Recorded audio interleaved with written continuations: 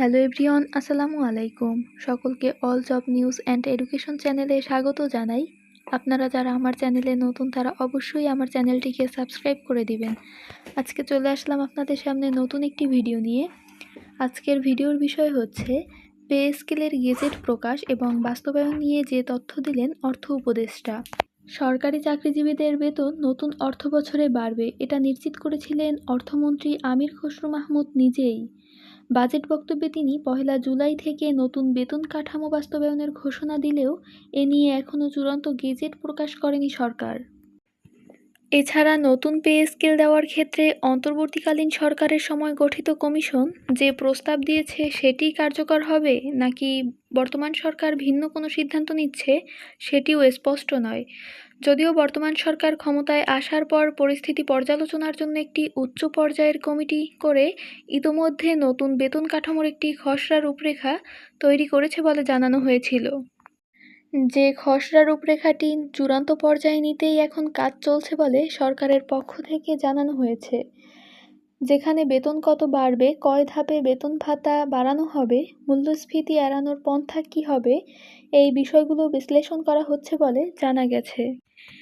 এমন প্রেক্ষাপটে কবে থেকে বেতন কাঠামো কার্যকর হবে, বেতন ভাতা কত বাড়বে, কত ধাপে বা পর্যায়ে বাড়ানো হবে, সরকারি চাকরিজীবীদের মধ্যে এমন নানা বিষয়ে আলোচনা রয়েছে।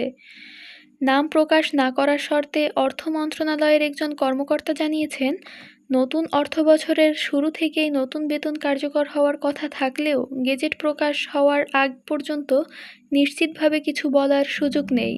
আর প্রশাসনিক আদেশ, গেজেট প্রকাশ এবং আইনি প্রক্রিয়ার কারণে নতুন কাঠামোয় বেতন দেওয়ার পরিকল্পনা চূড়ান্ত করতে আরও কিছুটা সময় লাগতে পারে বলে জানান তিনি। তবে যখন থেকেই এটি পূর্ণাঙ্গভাবে কার্যকর হোক না কেন, বকেয়াসহ তা পরিশোধ করার বিষয়টি আলোচনায় রয়েছে বলেও তিনি জানান। আর সরকারের পক্ষ থেকে বলা হচ্ছে, যথাসময়েই বাস্তবায়ন হবে নতুন বেতন কাঠামো। এদিকে অবসরপ্রাপ্ত সরকারি কর্মকর্তা ও অর্থনীতিবিদরা বলছেন, সরকারি চাকরিজীবীদের বেতন কাঠামোয় পরিবর্তন আসা জরুরি। তবে কিভাবে সরকার এটি বাস্তবায়ন করবে, বর্তমান অর্থনৈতিক বাস্তবতা বিবেচনায় রেখেই সরকারকে এই সিদ্ধান্ত নিতে হবে।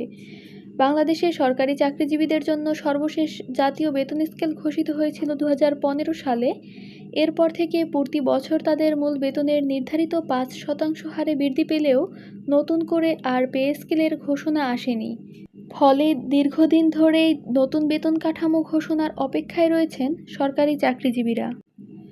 2025 সালে সাবেক অর্থসচিব জাকির আহমেদ খান এর নেতৃত্বে জাতীয় বেতন কমিশন 2025 গঠন করেছিল অন্তর্বর্তীকালীন সরকার।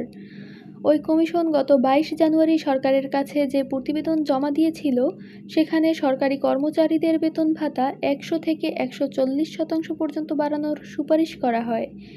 কমিশনের সুপারিশ অনুযায়ী বিদ্যমান সর্বনিম্ন বেতন স্কেল 8,250 টাকা থেকে বাড়িয়ে 20,000 টাকা এবং সর্বোচ্চ ধাপ 78,000 টাকা থেকে বাড়িয়ে 1,60,000 টাকা করার প্রস্তাব দেওয়া হয়। এছাড়া বৈশাখী ভাতার হার বর্তমানের 20% থেকে বাড়িয়ে 50% করার সুপারিশ এবং যাতায়াত ভাড়া প্রদানের ক্ষেত্রেও 10ম থেকে 20তম গ্রেড পর্যন্ত ব্যাপক সংস্কারের কথা বলা হয়েছিল। কমিশনের প্রধান জাকির আহমেদ খান ওই সময় জানিয়েছিলেন যে গত এক দশকে দেশের জাতীয় ও আন্তর্জাতিক অর্থনৈতিক সূচকে যে বিশাল পরিবর্তন এসেছে তা মাথায় রেখেই এই সুপারিশ প্রণয়ন করা হয়েছে। তখন জানানো হয়েছিল যে পুরো সুপারিশ বাস্তবায়নে অতিরিক্ত প্রায় 1,06,000 কোটি টাকার প্রয়োজন হবে, যা জাতীয় বাজেটের উপর বড় ধরনের প্রভাব ফেলার সম্ভাবনা রাখে।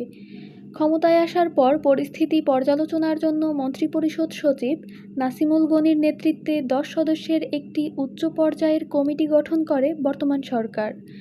যে কমিটি ইতোমধ্যে নতুন বেতন কাঠামোর একটি খসড়া রূপরেখা তৈরি করেছে, যার উপর ভিত্তি করে বর্তমানে গেজেট তৈরির কাজ চূড়ান্ত পর্যায়ে রয়েছে বলে জানা গেছে।